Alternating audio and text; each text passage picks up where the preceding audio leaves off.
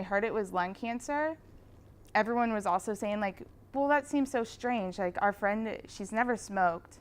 How could Jill have lung cancer? She had no symptoms at all. She had been complaining of a little bit of bloating, a stomach ache.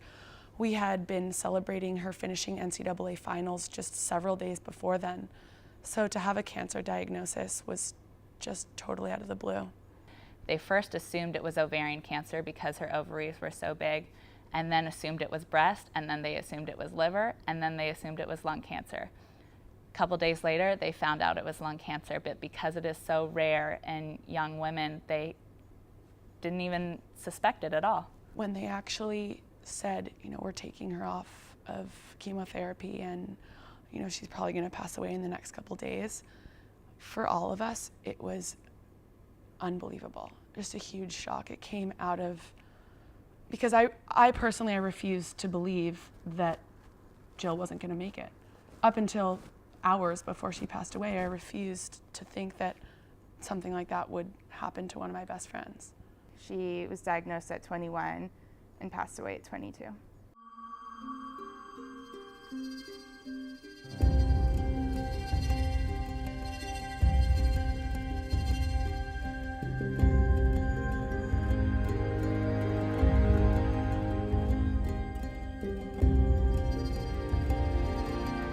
Jill made everyone feel like they were the most important person. You couldn't help but have an incredible time with her. The first thing that comes to mind is just how genuine she was.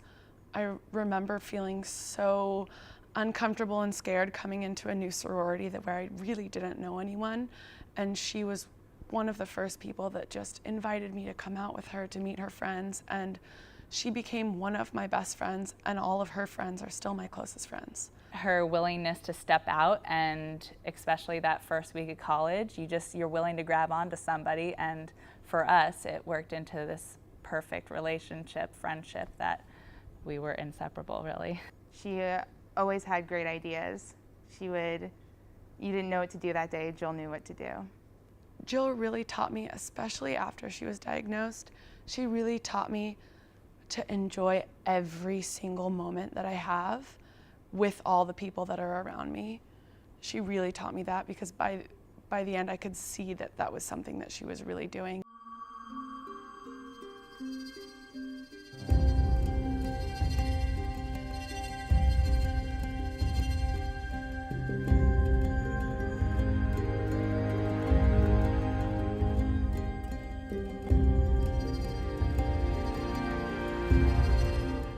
For me, the moment that Jill was diagnosed, I started learning a little bit more about lung cancer, and especially after she passed away, I just thought, this is something, I can't just stand idly by and watch this happen to another sister, to another friend, to another daughter, and this is something that I want to dedicate the rest of my life to, making sure that people know that anyone can get lung cancer, and it can be a 16-year-old girl, it can be your grandfather, and really whether smoker or non-smoker, just to let people take that out of the equation.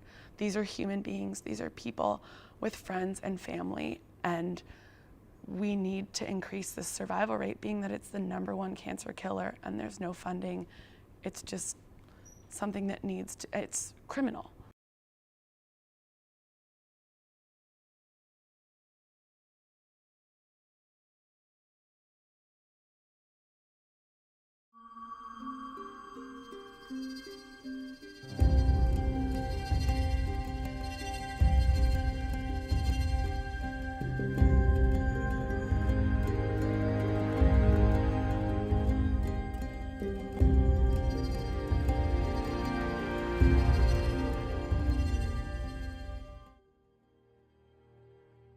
Jill's Legacy is a group of young professionals that all came together in the memory of Jill Costello. I work full-time for Jill's Legacy as well as the Bonnie J. Addario Lung Cancer Foundation. Jill's Legacy is an advisory board to them, and it's comprised of 12 members of an executive board that fund research and grants and help the Bonnie J. Addario Lung Cancer Foundation raise money and awareness. We came together and decided that the youth was where we were going to start, that they were going to be the new demographic that could change the stigma and change the idea of lung cancer as they grow up through the years and become professionals. So we decided to get together and go to college campuses, throw Jog for Jills, raise awareness, and raise research money to give out grants.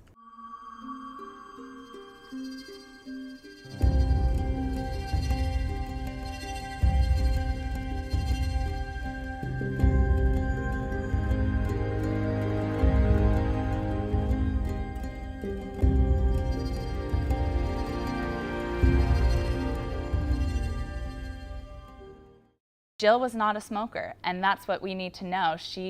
That's what everyone needs to know, is that it is not just a smoker's disease. It can be your best friend. Like, it affected me. Lung cancer and all forms of cancer in young adults, you don't expect that to happen, but the reality is that it's happening more and more. I think that everyone needs to know that this is a cancer that anyone can get. Obviously, there's a stigma that smoking and lung cancer go hand in hand. And obviously, if you are smoking, it causes lots of diseases. We need to come together and try to change the funding for this disease. Lung cancer kills more people than the rest of the 4 main cancer killers. And there's an opportunity in this to make a big difference. As young people, we carry a lot of power, and we have the ability to, when we grow up, be the new researchers, the new doctors, the new funders. So that's where the power lies. And if we start educating and empowering people now, we're gonna create a mobilization that will live on forever. I'm not a researcher. I will never be a researcher, but I know that my friends and I, we can raise funds, we can come together and really make a statement. Her last message to us was beat lung cancer, not only for her, but for everyone who passes away from this disease. And if these patients can't be advocates because they're not around any longer, we can be advocates for them.